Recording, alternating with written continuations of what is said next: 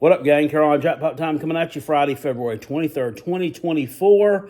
We're going to talk SEC head coaches today. But before we do that, if you're new around here, consider staying true around here. Click the thumbs up on this video if you enjoy the content. Subscribe to the Carolina Jackpot channel.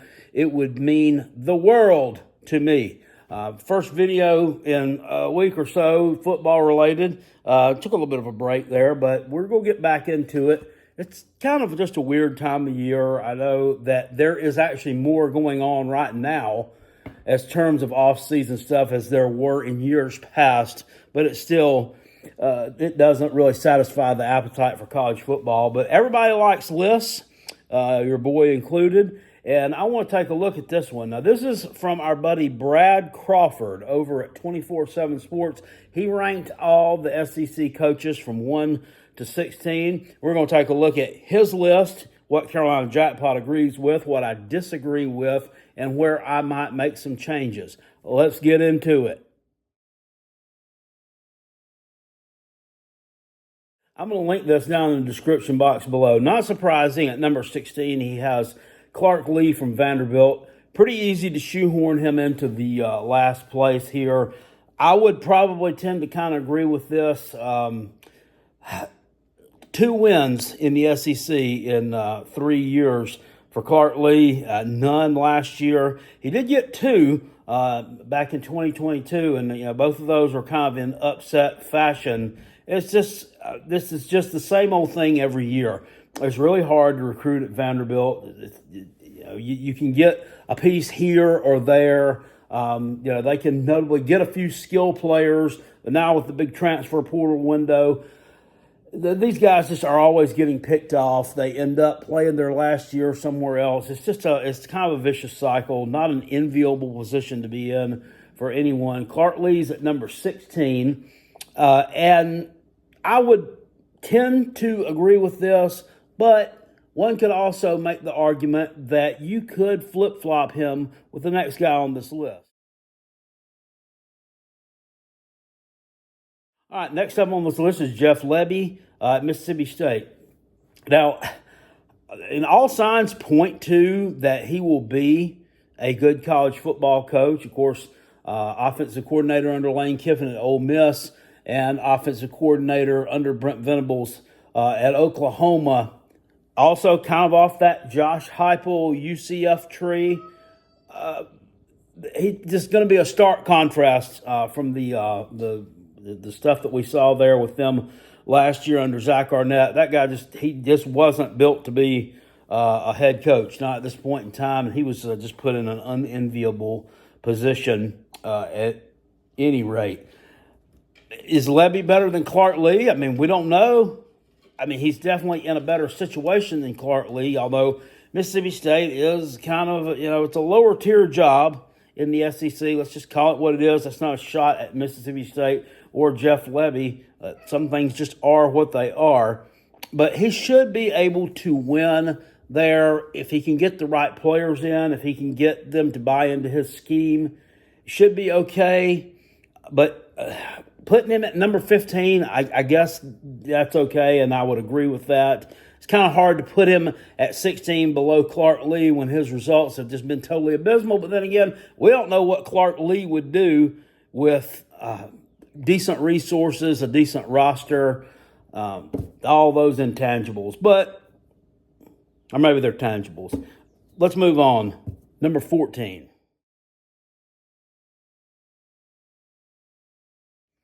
Number 14, he's got our old buddy Sam Pittman at Arkansas. It's kind of hard to argue this. And it's like everybody feels sorry because Sam Pittman's such a nice guy. Well, I mean, I don't know that. I mean, and he was an offensive line coach, and he was pretty good at that. I mean, to be an offensive line coach and be pretty good at it, I mean, you kind of got to get down in the trenches. I don't know if he's that nice of a guy.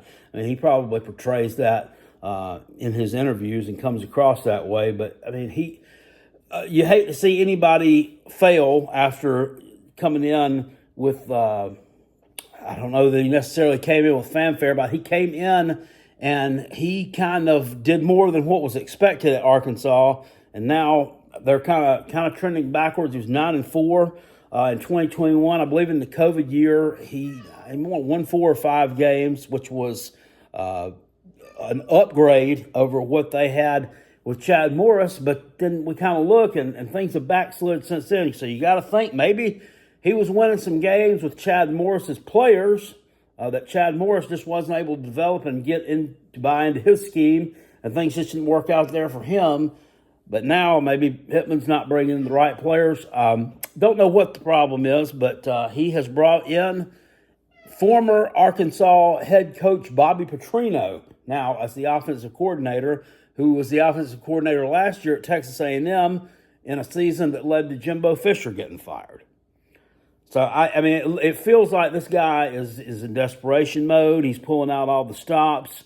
I would definitely agree with putting him here in this 13 to 14 range. You can't put him at rock bottom because he has had some success, but you definitely can't put him really much higher than what he is right now. Sam Pittman at number 14.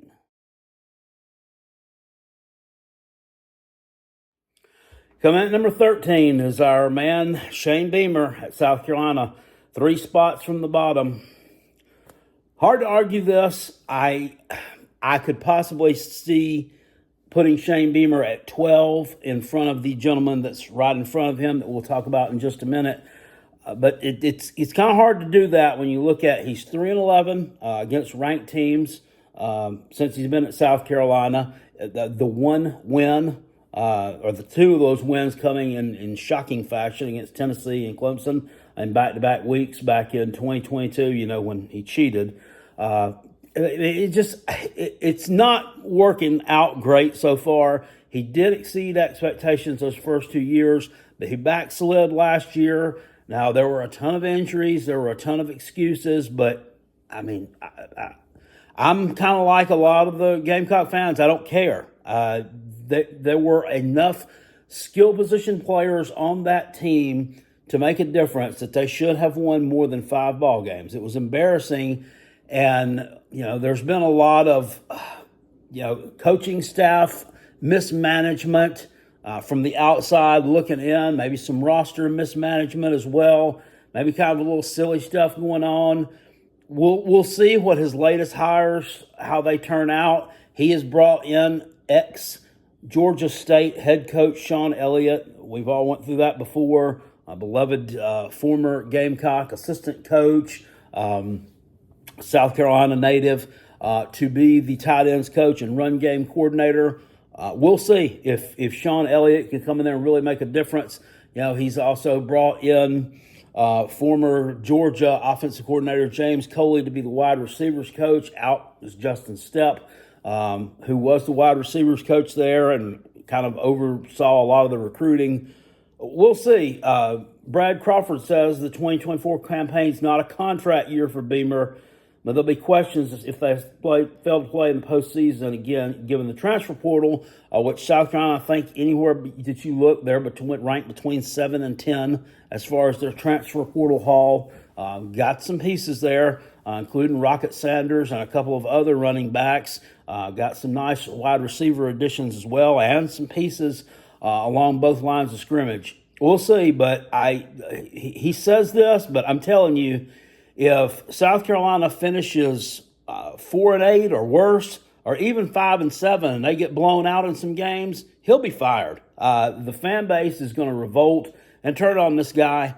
We've seen it happen before with other coaches there, and I'm telling you, he will not last if he has another shitty year. Moving on to number 12. Number 12 is Billy Napier at Florida.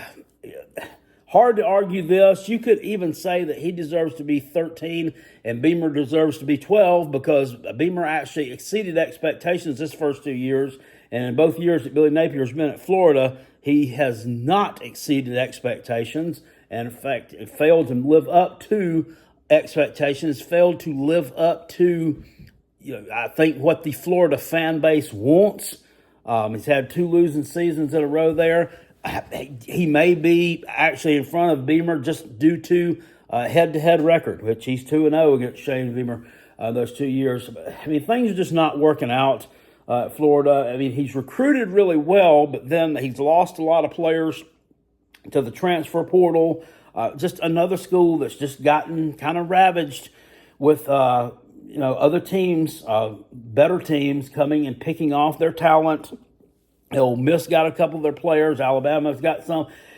And, I mean, it's when you have that kind of drama and unrest, you're going to see that happen. He's not able to keep the waters calm down there.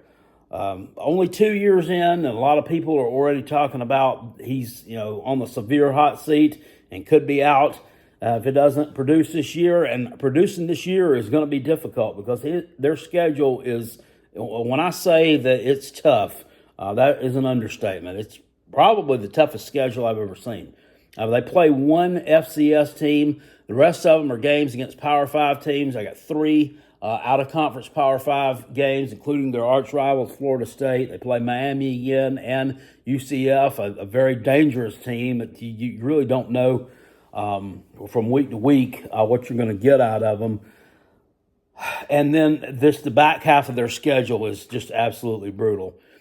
So we'll see what happens there with Billy Napier. I mean, he was a really good coach at Louisiana in the Sun Belt. He's had some assistant jobs, some coordinator jobs, which he's done okay.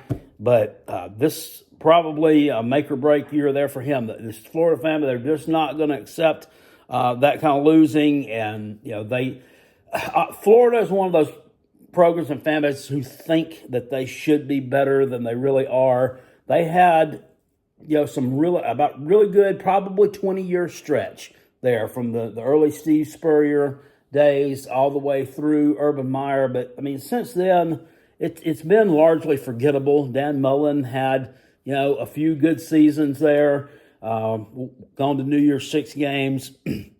Jim McElwain won a couple of SEC East championships there, but, I mean, Georgia was severely down when that happened. Tennessee was severely down.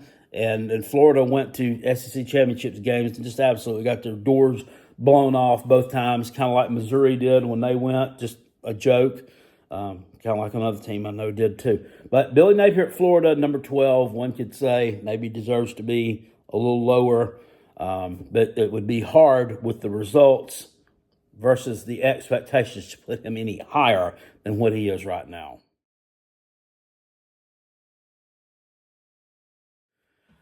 Number 11, he's got Mike Elko at Texas A&M.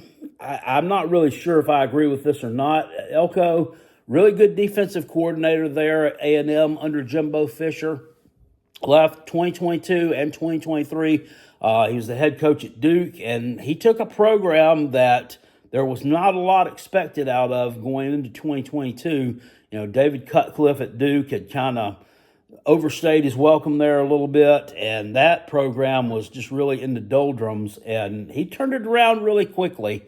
Now, you could also argue that Duke kind of plays a weak schedule in the ACC, and they really didn't beat anyone of a whole lot of substance there. I mean, when they faced teams that were better than them, I mean, they lost, and, a lot of them really wasn't real competitive.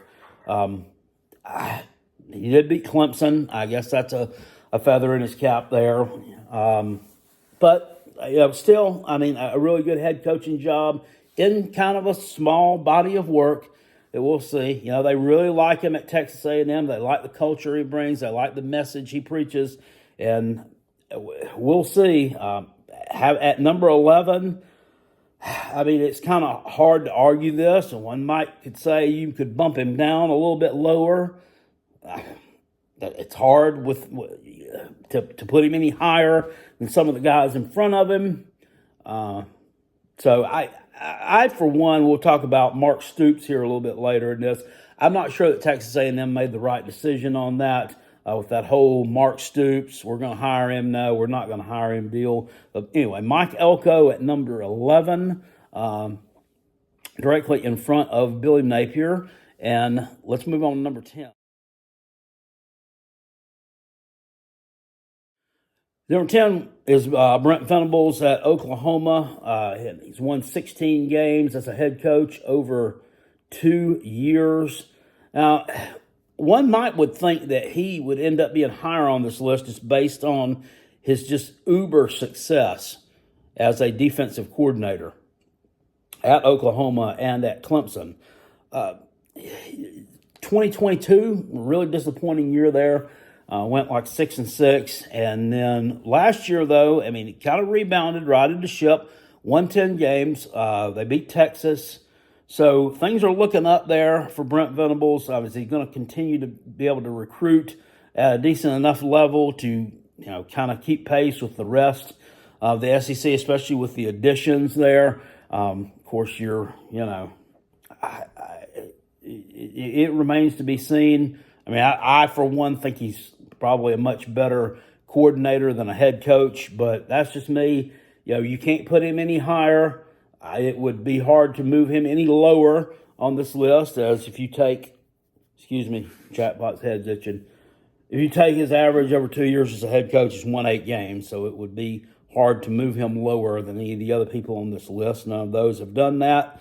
So Brent Venables in at number 10. It's going to be tough for Oklahoma because even with that big name, they play a tough schedule. They're playing a lot of teams that they really don't know anything about, other than what you've seen on film. That it's totally different when you experience actually playing these teams on the field for the first time. So he has a hard job, and we'll see if he's able to move up any more from that. So moving on.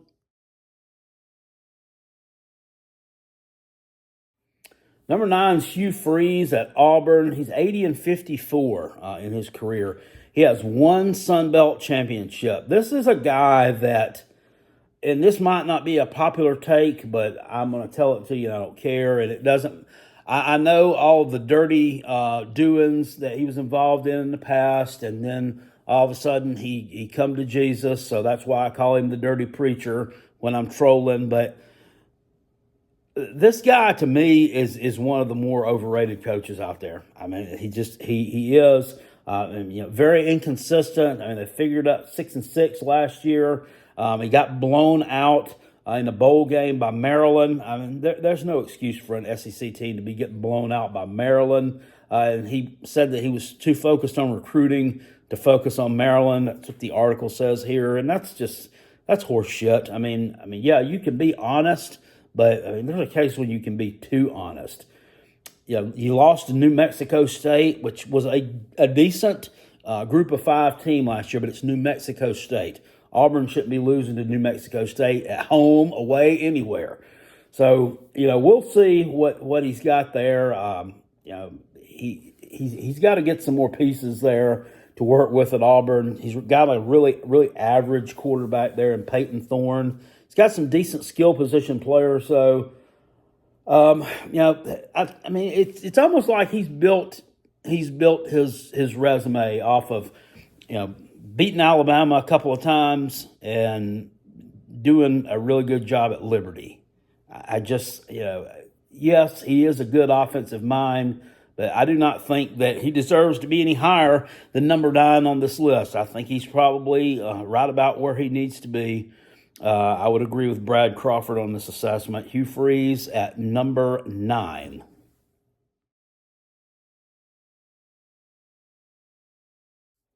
Here's one I don't agree with. Mark Stoops at number 8. And we'll talk about a couple of the folks ahead of him in just a minute.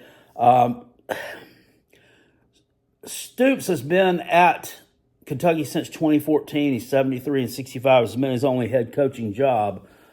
Kentucky, before he got there, was routinely a 4-5 win team. Now, people act like Kentucky was winning 2 games a year every year before he came there. That's not true. They weren't really that bad. Kentucky would make a bowl game about once every 4 years or so, and actually had some success there in the past. A lot of folks just act like it was Vanderbilt 2.0 before he got there. We really weren't that bad, but he has given them an identity, and he's built the Kentucky program into a consistent winner. Not really sure when their last losing record was, but it's been a while. He had 10-win seasons in 2018 and 2021. That's kind of the high watermark there.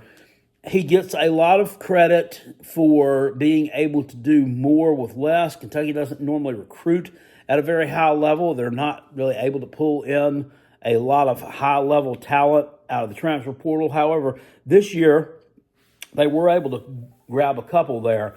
He was actually, I want to say, hired or offered the job, about to take the job at Texas A&M, and all of a sudden the A&M people backed off of it, and they didn't want Mark Stoops. It's because the fan base and the big money at Texas A&M, and there's a lot of big money in Texas, didn't want Mark Stoops. I guess they didn't think he was good enough for Texas A&M, so they go out and get kind of an unproven head coach in Mike Elko, which doesn't make a lot of sense to me there. He has done more with less, but there comes a point in time when you have to start just doing more. And last year was kind of a disappointment for Stoops. They finished up with a 7-win season. Had a couple of losses late in the season. He lost to my Gamecocks and lost to Clemson, two South Carolina teams that he was leading in the fourth quarter, and ended up losing both those games. You got at some point in time, you got to be able to win those close games. Now, he beat Louisville, their arch rivals, in between all that. I mean, let's face it, Louisville was not as good as what their record indicated that they were. And that was a rivalry game. Nonetheless, a good win for Stoops. But at some point in time, I think the fan base there wants to see those 10-win seasons every year. And that's going to be tough to do with the schedule that they've got coming up. Nonetheless, I think that Stoops is still a really good culture builder. They have established an identity there at Kentucky, and I think that he definitely deserves a little bit more credit than what he's been given on this list. I think the couple of names in front of him are maybe a little bit flashier names, but not necessarily better. We'll get into that in just a sec.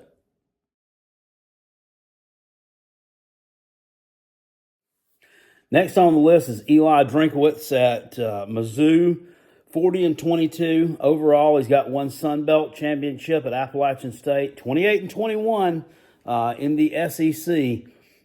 It's hard to argue that we don't put Eli Drinkowitz at least above number 10 or in the maybe even the upper half of this list here, but that record is kind of, he's been at Mizzou since 2019. He was at App State, won double-digit games in the Sun Belt Championship with a ready-made roster. He walked in, he'd been offensive coordinator at NC State and a couple of other stops prior to that.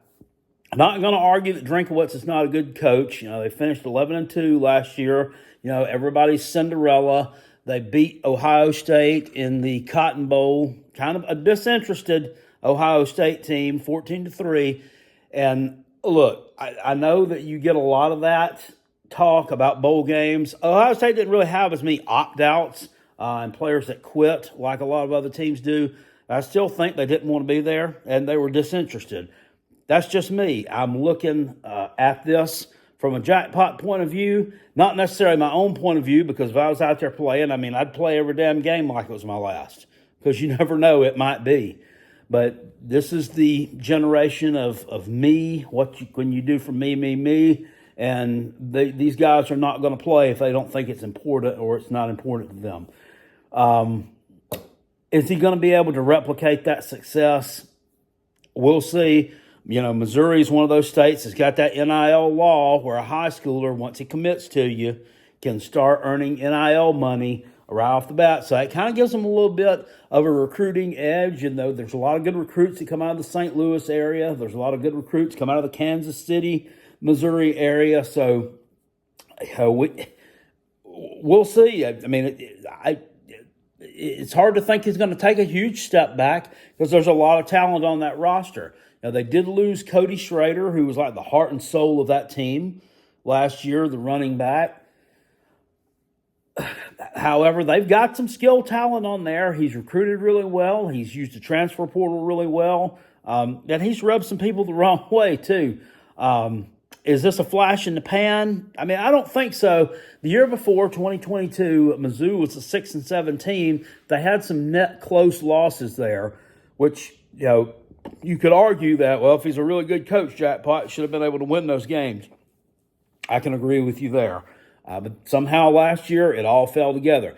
And this year, I mean, they set up for a really nice double-digit win season. Again, just looking at that schedule, when they ranked all the SEC schedules from 1 to 16, most places I'd seen, Missouri's schedule was ranked number 16. Their out-of-conference schedule is pathetic. And they really avoid a lot of the really good teams in SEC play. They play at home against some of the tougher opponents they have to play. So the weaker ones they play on the road. So they're setting up for success there. I'm just not sold on you putting Eli Drinkowitz ahead of Mark Stoops right now. Just it's a smaller sample size, and we haven't really seen him do less with more. When he has less, he does less. So we'll see how that will work out. But Eli Drinkowitz at number 7, according to Brad Crawford.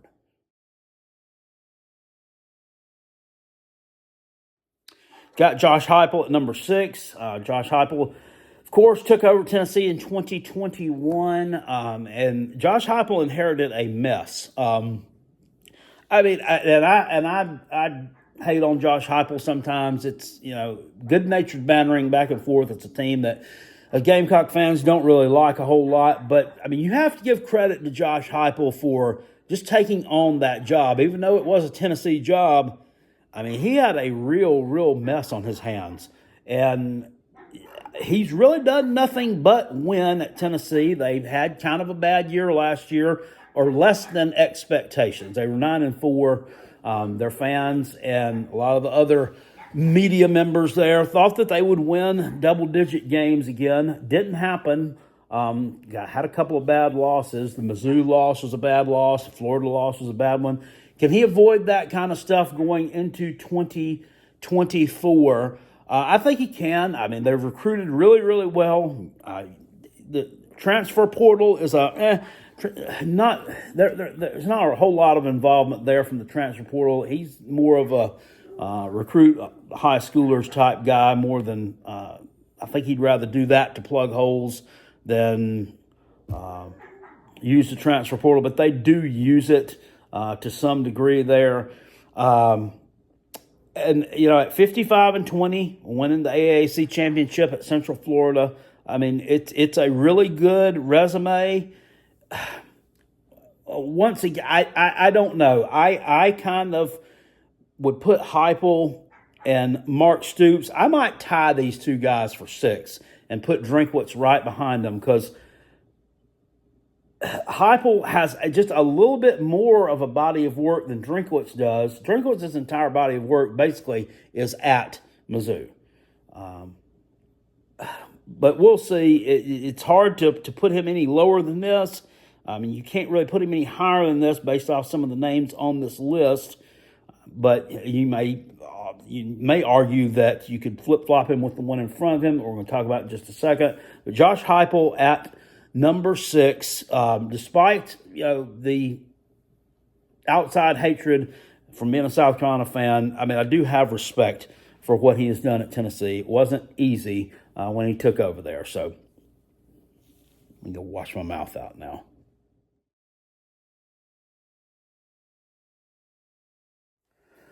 Number 5 is our buddy Lane Kiffin at Ole Miss, another coach I don't really like personally. I think he's a smart ass, and that's about it. But another really good football coach, really good offensive mind. He's won a couple of Conference USA championships. Do you get the gist here? A lot of these guys have won stuff at lower levels, but we haven't really seen anybody yet who's won anything real meaningful. We'll get into that later on in this list.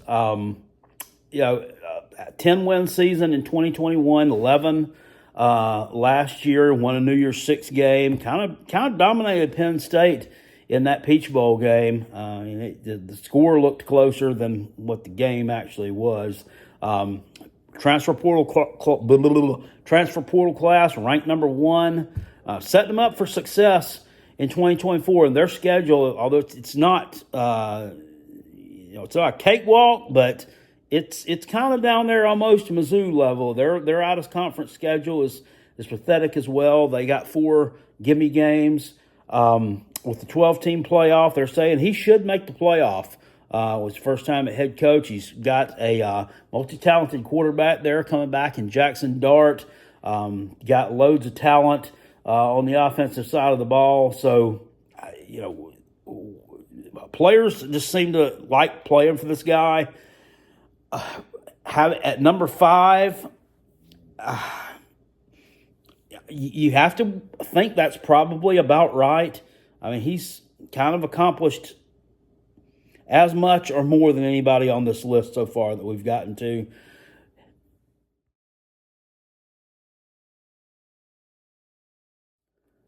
Number 4 is Kalen DeBoer at Alabama. It's just,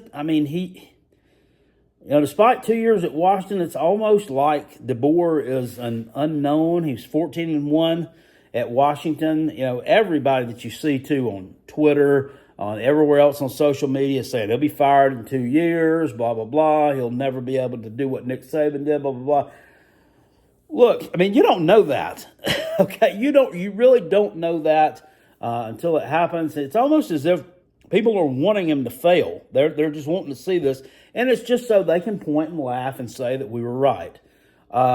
He's got a 104-12 record as a head coach. He has a Pac-12 championship. He has 3 NAIA national titles. You might think, well, that's not a big deal. But look, he won them with NAIA players, guys. So there's some validity in that. It may not have been the first choice, may not have been the flashiest name to take that head coaching job at Alabama, but he's there now. We'll see. It seems like a weird cultural fit. He's lost some players to the portal. He's still got one of the most talented rosters in all of college football. At number 4 on this list, you could maybe make the argument that he's too high based on one season at Washington where he did really well. But then you look at his track record, his record as a head coach, including the NAIA school, what he did at Fresno State, his previous year at Washington, and it's hard to argue putting him any lower than number 4 on this list. I think you could possibly. No, I'm not going to say you could flip-flop him and Lane Kiffin, because Lane Kiffin, he has not enjoyed the success he does. This guy had his team competing for a national championship. So, yeah, Kalen DeBoer, number 4. I just rhymed there. I'm busting them out. Moving on. Number 3, we got Steve Sarkisian at Texas, 71-49 career record. He's got 1 Big 12 championship. Of course, that was last year at Texas. You could possibly make the argument that you could put him at 4 and put Kalen DeBoer at 3. I don't know. It all kind of came together for him last year. Made the college football playoffs, of course. And actually lost to the aforementioned Kalen DeBoer. He's recruited really well, brought in some pretty good players out of the transfer portal there to Texas. He has a ton of advantages to work with at Texas. That program is built up for success. However, you've seen Tom Herman, really highly regarded offensive coordinator, and then turned head coach, wasn't able to do it. Charlie Strong, really, really highly regarded defensive coordinator. He gets there, not able to do it. Sarkisian is finally the one who's got Texas sort of back on the map. But these other guys also didn't have transfer portal to work with. They didn't have NIL to work with. Well, I mean, they had NIL. It was illegal NIL, I guess, when they were working with it. But we'll see. He's a really good play caller, really good job at Alabama there when he had there on a short stint with Nick Saban. Of course, we all know about it. He was head coach at Washington in the Pac-12. He was also at Southern Cal. Kind of had some drinking problems, lost his job there. He ends up back at Alabama working under Nick Saban and works his way back up to head coach. So, I mean, you kind of got to respect that. I mean, he cleaned himself up and has done a good job. I don't know, maybe tend to think he's just a tad bit overrated, but, based on the results, especially last year, it's hard to argue that. So, you might could flip-flop him and Kalen DeBoer, but I think they probably have Steve Sarkisian ranked about where he needs to be.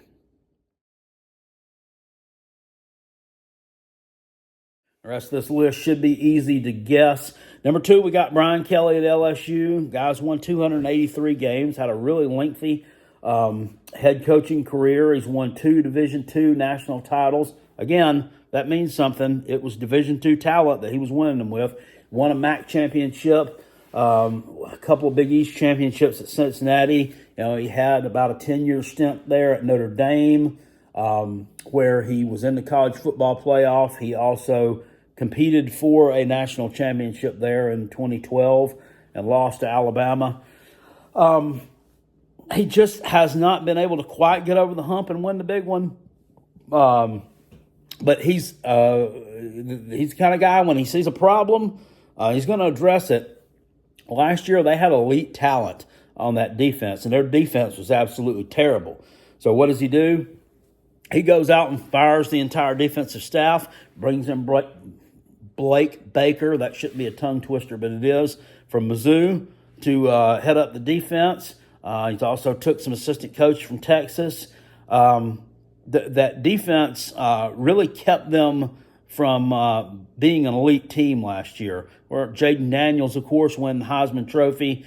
You have Malik Neighbors over there catching everything that was thrown his way. They did their part. The defense did not do its part. That's what I like to see here about Brian Kelly. He sees an issue, and he addresses it. He addresses it quickly and without question. That's one of the things I'd like to see more from our buddy Shane Beamer at South Carolina. We had one of the worst defenses in the Power 5 last year. Then what happens? We turned around the last 3 games against Vanderbilt, Kentucky, and Clemson, 3 teams that can't move the football a damn lick, and we think we've got our defensive problem solved because we changed some scheme and we stopped 3 teams that aren't proficient at moving the football. That's just lunacy to me. I think Shane Beamer he knows what he needs to do, but I think he doesn't pull the trigger on the right people. We fired and I hate to turn this Brian Kelly segment into another tirade on Shane Beamer, but we went out, we fired the running backs coach because our run game was piss poor, but our offensive line all gets a pass because we had a couple of injuries. Our offensive line was shit before we had injuries in 2023. It was crap in 2021 and 2022. 15% of their running plays went for negative or no yardage. So I get a little hot about that, but it's nice to see you got some coaches out there who will address stuff right off the cuff, and that's what makes them successful. Brian Kelly, number 2.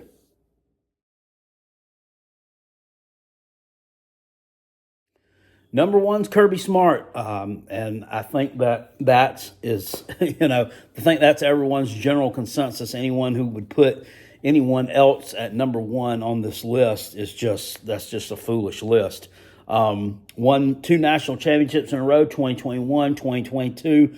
Probably would have won a third, but stubbed their toe against Alabama in 2023 SEC championship game. So they don't make it to the playoffs. He's 94-16 as a head coach. UGA has been his only coaching stop. That's an elite coaching job that he took over. His first season was kind of poor, but since then, it's just gotten better every year.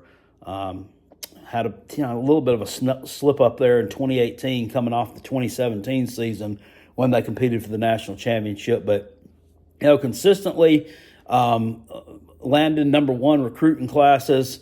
And if somebody's going to argue that and tell me, no, they were number two. They're consistently around number one. They were number one last year. He's, got quality coaches around him.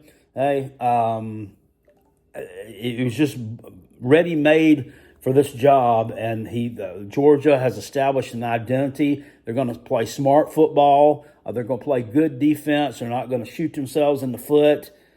And it's just it's hard to see anyone eclipsing what he's done there.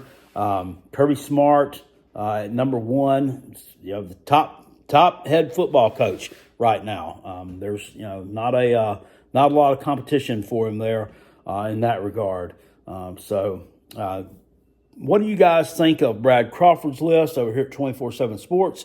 What do you think of the changes that Carolina Jackpot proposed there with the Mark Stoops, Eli Drinkowitz, Heupel stuff, and the Kalen DeBoer, Steve Sarkisian? Maybe Shane Beamer's a little better than Billy Napier. Maybe he's not. Maybe Shane Beamer needs to be number 14. And maybe Sam Pittman is ahead of them. I don't know. And then the Clark Lee, Jeff Levy thing, where I said you could possibly flip-flop them just based on you don't know what Levy can do because he has no body of work. What do you guys think about the SEC coaches ranking for the 2024 season? Hope you enjoyed this video. It's been kind of a long one, but there was a lot of coaches to go through and I had a lot to say. Hit us with a thumbs up if you enjoyed the content here, and I will see you all later. I appreciate it. Peace, and I'll see you on the next.